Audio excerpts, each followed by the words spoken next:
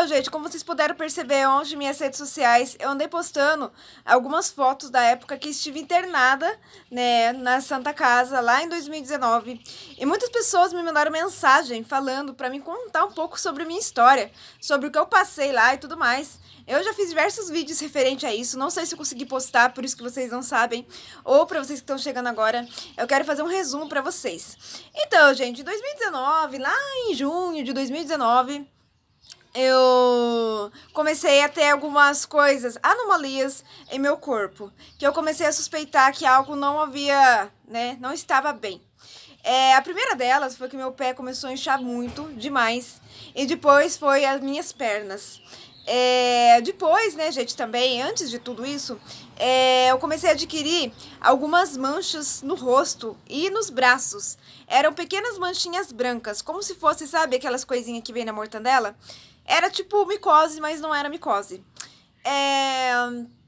A primeira vez que eu corri atrás disso foi devido às manchas. Eu fui com a minha irmã G em Bauru, né, pra poder fazer um exame dermatológico da minha pele. Fizeram o exame de raspagem de pele. E lá, né, eles já suspeitaram que era algo grave. Deram também, assim, coisa pra mim, tipo assim, esclerose ou câncer, né. E eu passei ali por cagaço, né, porque ali era tudo estudante, né, gente, de medicina. E ali o médico, ele começou a colocar a mão no meu cabelo, falando que tava caindo. Eu tive que tirar as calças pra ele ver que minhas pernas estavam inchadas perto de um monte de estudantes, né. Foi um constrangimento muito grande. Daí depois, né, já tinha avaré, eu resolvi descobrir, né, o que que era, né, meus pés inchados. A primeira suspeita foi de hipotireoidismo, e eu tenho mesmo também hipotireoidismo, né. Tava com a pressão muito alta também, a pressão alta foi a primeira coisa que surgiu em mim, né. Daí que acontece, né, gente, minhas pernas começaram a inchar demais, né. Foi quando, depois do aniversário da minha irmã G, lá em 2019, foi no dia 20, né, eu senti uma dor, né, uma dor de perna muito forte mesmo. E fui internada a primeira vez, né, com um quadro, né, de anemia muito grave e insuficiência renal. Aí, né, gente, eu fiquei com uma doutora, o nome da doutora lá de Avaré era a doutora Roberta, né. Eu fiquei numa salinha lá também com a minha irmã G, assim, a gente ficou lá, ela ficou de acompanhante de mim, foi 5 dias só, eu tomando sulfato ferroso, tomando sangue, tomei 2 bolsas de sangue, né, e tudo bem, né, voltei pra casa, só que, né, o que acontece, né, gente, depois, lá pra novembro, né, no dia 2 de novembro, eu fui bancar a besta, eu tava com a perna inchada ainda, né, gente, não tinha me recuperado ainda. Eu quis ir com a minha mãe no finados, até o cemitério, e eu tava com falta de ar, eu tava com a perna inchada e resolvi ir junto com ela, né. E daí o que acontece, né, gente, resultado disso, outro dia eu acordei com as costas inchadas, acordei com a barriga inchada, tava inteiramente inchada e tive que voltar pro hospital e pra ser internada mesmo, né, gente, internada de vez. Daí ali foram várias internações, né, gente, de idas e voltas, né, eu fiquei um pouco com a minha irmã G, um pouco com a minha irmã Pri de acompanhante. E o que acontece? Eu passei por diversas coisas durante esse tempo de internação, né, gente? Eu tomei ao todo 9 bolsas de sangue, porque minha anemia não sarava. Daí foi no dia 20 de novembro, né, gente, de 2019, que veio meu diagnóstico de lúpus, né? Quem deu foi a doutora Priscila, qual eu me trato até hoje, só que a consulta agora com ela é paga, né? Naquela época não era. E ela descobriu esse diagnóstico meu através de exames de imagem, através de reações a medicamentos.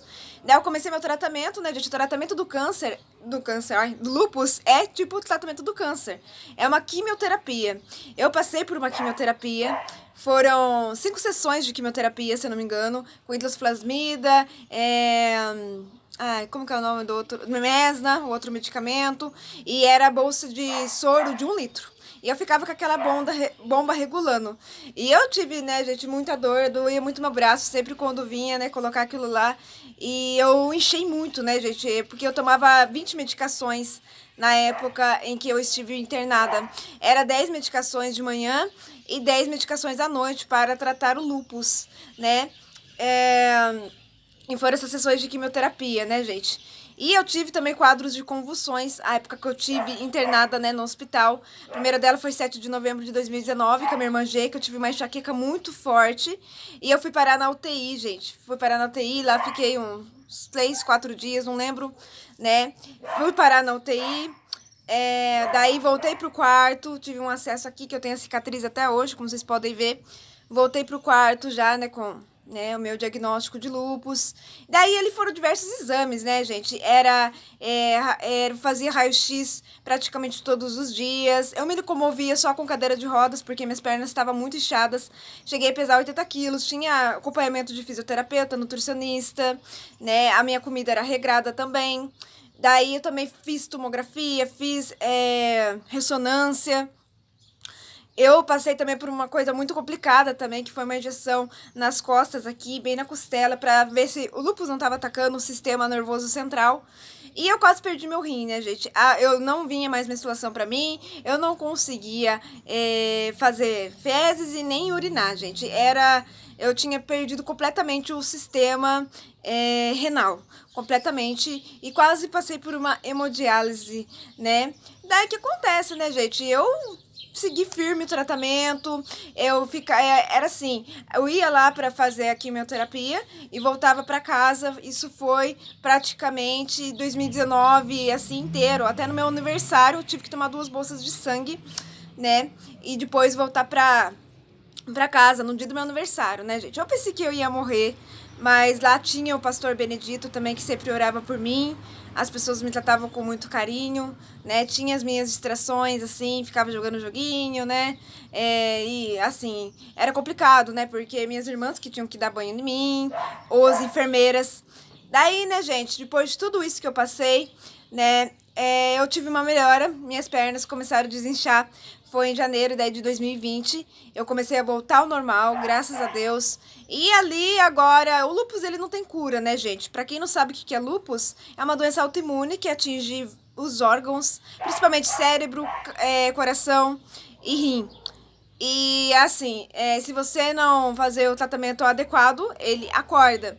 E gatilhos do lúpus, né, gente? Você não pode fumar, você não pode beber demais, você não pode passar nervo demais. E, assim, alguns alimentos também. E o sol também, a gente não pode ir com o sol, assim, porque ele é um dos fatores, né, que pode fazer o lúpus reativar. O meu, graças a Deus, tá controlado, né, gente? Depois de tudo isso que eu passei, os remédios foram sendo tirados aos pouquinhos.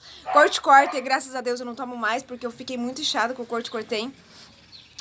E foram tirados aos pouquinhos os remédios. Hoje eu só tomo, acho que 4, né? Que é o pra tireoide, o losartana, o Reuquinol e o losartana à noite. E de vez em quando a vitamina, né? Vitamina D que eu preciso por conta da falta de sol.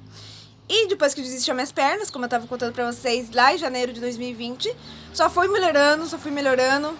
Graças a Deus me recuperei. Hoje eu faço consulta com a doutora Priscila 2 vezes ao ano, né? Que eu vou lá pra Santa Clara, que é o consultório dela mesmo.